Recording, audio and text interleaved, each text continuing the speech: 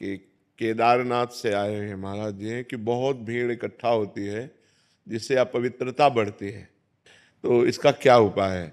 तो पहली बात तो हम धन्यवाद देते हैं कलयुग को कि इस कलिकाल में लोग वृंदावन धाम, केदारनाथ, बद्रीनाथ कहीं भी जाना चाहते हैं। ये बड़े सौभाग्य का विषय है, जाना चाहिए, क्योंकि भगवान के ये परम प्रिय मंगलमय स्थानों में जाने से हमारी अपवित्रता नष्ट होती है, हमारे हृदय में पवित्र ज्ञान होता है, भक्त और भगवान के प्रति श्रद्धा प्रकट होती। जाना चाहिए, पर कैसे जाना चाहिए, बात यह है। हमारे को भगवद यात्रा करने पहले दिमाग में ये बात ध्यान रखनी चाहिए, कोई भी संसारिकता जैसे पति पत्नी के संबंध है, गर्लफ्रेंड बॉयफ्रेंड, पिकनिक मनाना या इधर उधर इंद्रियों का दुलार करना, ये बात नहीं होगी। इससे घोर पाप की प्राप्ति होगी। जैसे आप यहाँ कोई संसार में पाप हो जाए और आप वृंदावन धाम आए, केदारनाथ गए, बद्रीनाथ गए, तो आपके पाप नष्ट हो जाएंगे, क्योंकि परम पवित्र स्थान में ऐसी क्षमता है। लेकिन वहाँ पाप कर लिए आप, तो अब त्रिभुवन में कहाँ जाओगे। जहां आपको निष्पाप होने का स्थान भगवान ने बनाया है, यहां जब तप करोगे, व्रत उपवास करोगे तो तुम्हारा मंगल होगा। तीर्थों में उपवास करना चाहिए, चाहे भले एक दिन उपवास करे, खान पान का संयम रखे और ब्रह्मचर्य से रहे। भले एक दिन रुको, 2 दिन रुको, लेकिन ब्रह्मचर्य से रुको। ये पिकनिक मनाने वाला माहौल कि चलो बड़े पहाड़ हैं, बड़ा दृश्य मनोरम है, हम चलकर अपनी काम भावनाओं को और विकास दें, ये विनाश का कार्य होगा, ये पवित्र कार्य नहीं होगा। पूर्व में गांव से जब कोई बद्रीनाथ केदारनाथ जाता था तो वो बोलता था, तुम क्या समझते हो हम केदारनाथ हुआ है, क्या झूठ बोलेंगे। मतलब वो इस बात को साक्षी देते थे कि हम झूठ भी नहीं बोल सकते, क्योंकि हम केदारनाथ हुआ है, हम बद्रीनाथ हुआ है, हम भगवान के दर्शन करके आ गए, तो अब हम झूठ भी नहीं बोल सकते। और आजकल लोग गाड़ियों में जाते हैं, होटल बुक करते हैं और गंदी बातें करते हैं, सो ठीक नहीं है।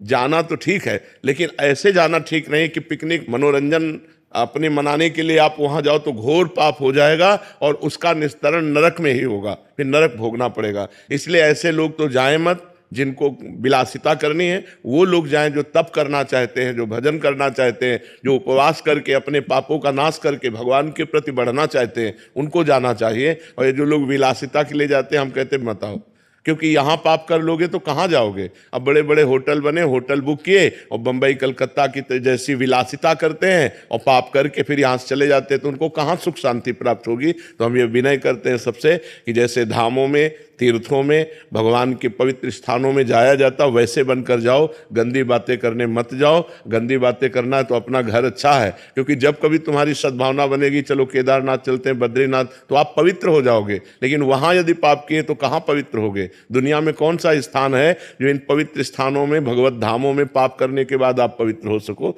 इसलिए ये भीड़ तो हम प्रणाम करते हैं, कम से कम कलयुग में लोग संतों के प्रति या भगवान के, नहीं तो कहा गया मंदिर सूने सूने होंगे, भरी रहेंगी मधुशाला, नहीं कहा गया कि कलयुग का प्रभाव ऐसा बढ़ेगा कि मंदिर में कोई जाएगा नहीं और शराब के ठेके में लाइन लगी रहेगी। तो आज तो कम से कम इतनी श्रद्धा है, हम ये देख रहे हैं, इतनी श्रद्धा है कि लोग भगवत धामों में, भगवत मंदिरों में जाते हैं, पर उनमें कुछ लोग ऐसे होते हैं जो अपवित्रता फैलाते हैं, जो गंदी बात करते हैं, वो ठीक नहीं है।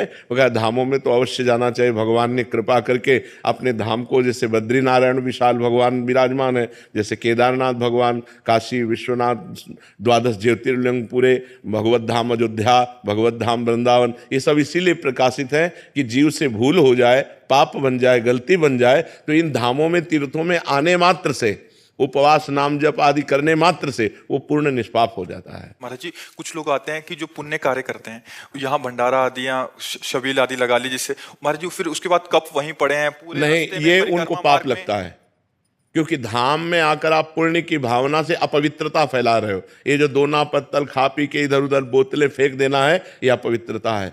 उनको ऐसी व्यवस्था करनी चाहिए कि वो सब चीज़ें एकत्रित करें और एकांत स्थल में जाके आग लगा दें या खोद के गाड़ दें या दूर ऐसा करें, धामों को अपवित्र ना करें। अपवित्र करने से अगर वो समझते मैं पुण्य कर रहा हूं तो वो पाप कर रहे हैं, क्योंकि वो जूठा पत्तल एक भी संत के पैर में लग गया तो सारे पुण्य नष्ट हो जाएंगे। जो पवाया है और जो पाया है, दोनों को, पाने वालों को भी चाहिए और पवाने वालों को भी चाहिए कि वो इस बात का ध्यान रखें कि भगवत धामों को अपवित्र ना करें, भगवत धामों को गंदा ना करें। कि जहाँ मन आया मसाला खा के थूक दिया, जहाँ मन आया दोना और पानी की बोतल, ऐसे प्लास्टिक, वो भगवत धाम है, वो अपनी गाड़ी में रख लो और कहीं एकांत में जाकर उनको हटा दो, वो बात अलग है। लेकिन धामों को, तीर्थों को अपवित्र ना किया जाए।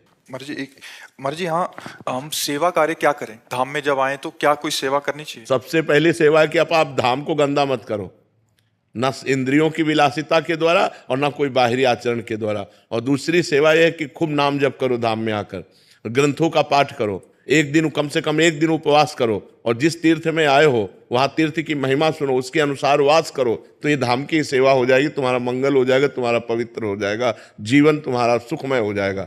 नहीं तो लोग धाम में जाते, अब जैसे पाप की भावना है और आप जा रहे हो, तो हो सकता है आप दर्शन ही ना पाओ। तो अगर भाव से जाओगे तब तो मंगल होगा, अगर भाव से नहीं जाओगे तो इन्हीं धामों के जाने से आपका मंगल हो जाएगा।